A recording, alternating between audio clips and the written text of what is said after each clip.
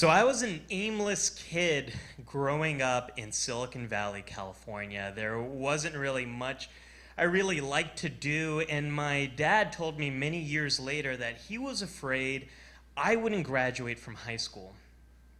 There was one thing I liked to do, and that was hang out with my brother. My brother and I have a 10-year age difference. So when I was a little kid, he was a teenager, and he had a car. And he was nice enough to take me places and show me things and pay for stuff, which is great because I was a little kid. I didn't have any money. And we would go to arcades, and he would let me tag along when he's hanging out with his friends. We would do everything together, and it was always my favorite thing. And my absolute favorite thing to do with my brother was to go to the movies. One day when I was 9 and he was 18, he took me to go see a double feature. The first movie was The Addams Family. Okay, it's great. I don't really remember it. It didn't really have a lasting impact on my life. But the second movie was Star Trek VI, The Undiscovered Country. And I remember sitting there in the theater eating all this popcorn and Sour Patch Kids. My brother would always get me Sour Patch Kids. It was my favorite candy. And we had a big, large, sort of diabetes size of soda. And as the credits rolled and the spaceships appeared and there was Klingons and there was Kirk and there was a Federation and all the stuff was happening, I was blown away. And as we were driving home, my brother saw that the gears were turning in my head in a way they hadn't turned before. And when we got home, he said, that was Star Trek VI. There's 5 other movies.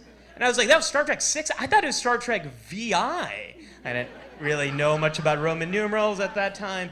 And so that weekend, we went to Blockbuster Video. For those of you who don't know, that's a place where you used to go and get VHS tapes, and then you watch tapes. This is before Netflix. And we watched all the Star Trek movies, and it was awesome. And this became my love. I loved science fiction. I loved dreaming of this future in which humanity has improved, humanity has evolved. And we started discovering other science fiction. We rented all the Planet of the Apes movies, and we would stay late up night watching them and talking about what it meant and how science fiction was all about humanity and what we would do in these impossible situations. That was my childhood. And at the same time, I would go to school, and I remember this one day in 7th grade when we were supposed to read A Tale of Two Cities. We opened up the book, and it was the best of times, it was the worst of times. And I had no idea what the hell that meant. And at school, I would read these stories, write these essays, and none of it resonated with me. I didn't see myself in any of these stories. I didn't see the point of it. I didn't really care. When I was in high school, I was taking a photography class, which I actually loved. It was a subject I really cared about. But at that point, it was over. I forgot about school. I didn't really care. And so I actually had an A in the class, but because of tardies and lates and absences, I actually had a D plus in the class. And the teacher said, I don't understand. You're doing well, but your grade's being pulled down. But I didn't care. One day, when it was very close to graduating from high school, my brother and I were playing Street Fighter 2. He was always Ryu, I was always Ken. But my heart wasn't in this battle. And we paused, and he said, what's wrong? And I said, well, I pretty much got rejected from every college I applied to, and I'm going to maybe barely graduate college, or graduate high school. And he said, that's okay. You can go to community college. You can find something that you like. And so I took his advice, and I did that. I went to community college, discovered psychology, and discovered that psychology was this science that had all the answers to the questions raised in science fiction. And now, instead of talking about science fiction, my brother and I stayed up late talking about psychology and what that all meant. And I went on and I transferred to a great university, and I started a PhD program in clinical psychology. One day, I remember waking up, it was about 7:10 in the morning, and I looked over at my phone, and I saw 10 missed calls and 1 voicemail. It's never a good sign.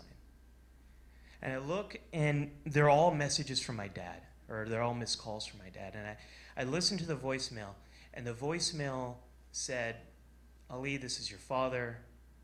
Your brother is no longer on this earth anymore. He committed suicide. And I realized in that moment that my brother had lost a long battle he had with bipolar depression. And you do what you do. You make plans, you go to the funeral, and I was flying to be with my family, and I remember sitting with someone who in any other circumstance would have been a really nice person. But in this circumstance, he wanted to strike up a conversation. Hey, where are you from? What do you do? Oh, you're in psychology. My son is a physician, blah, blah, blah. I'm like, this is great. You need to shut up. And then he asked me, do you have any brothers or sisters? It was the first person to ask me that after my brother had died. What do you say to that? I didn't know. And I said, I'm an only child. Those are the negotiations you make in your head when you're in those situations.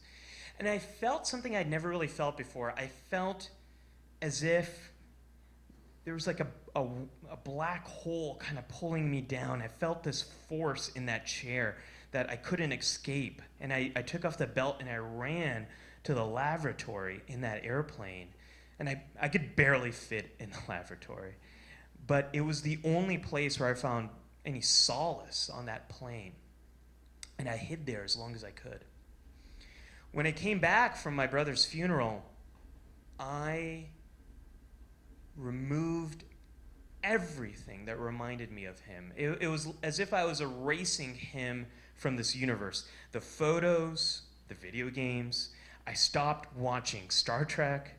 I stopped doing all of those things that reminded me of him. I completely erased him from this universe. There was just one place where I would see him, when I dreamed at night. And at least once a week, I would have this dream where my brother would walk through that door in our home, the home we grew up in. And it was a complete misunderstanding. He was there the whole time. He never died. And it was great, and we would talk, and we would reminisce. We'd talk about science fiction. We'd talk about psychology. I told him how I'm getting my PhD. I told him how I'm getting married soon.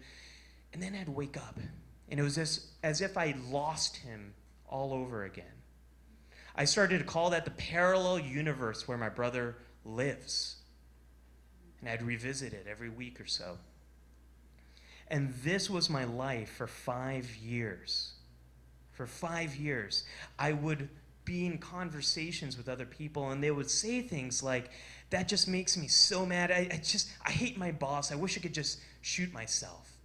And I would feel that parallel universe approaching. And I would do anything I could to escape and hide and run and get away from those situations, get away from those memories, get away from all of that.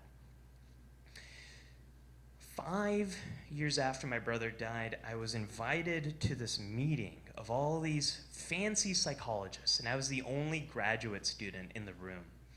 And I was really excited. It was kind of a big deal.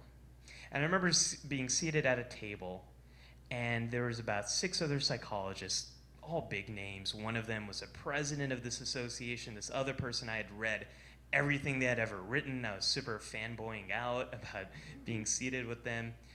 And then I realized how annoying psychologists can be to hang out with.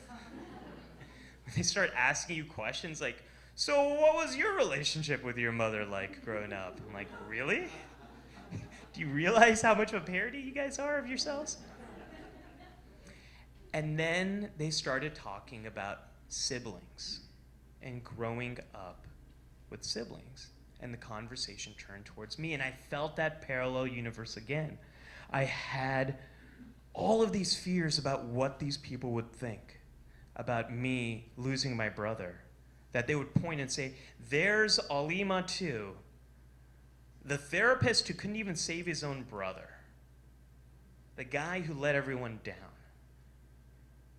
But I couldn't escape. I couldn't escape that parallel universe. I cared too much about what these people think of me.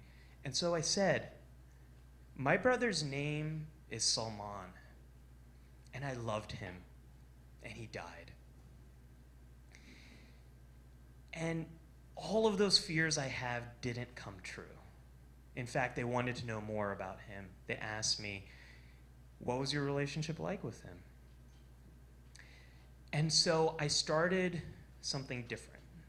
I started talking about him. I started a website where I talk about psychology and science fiction as a way of honoring him. It's a little bit of a niche audience. But it helped me.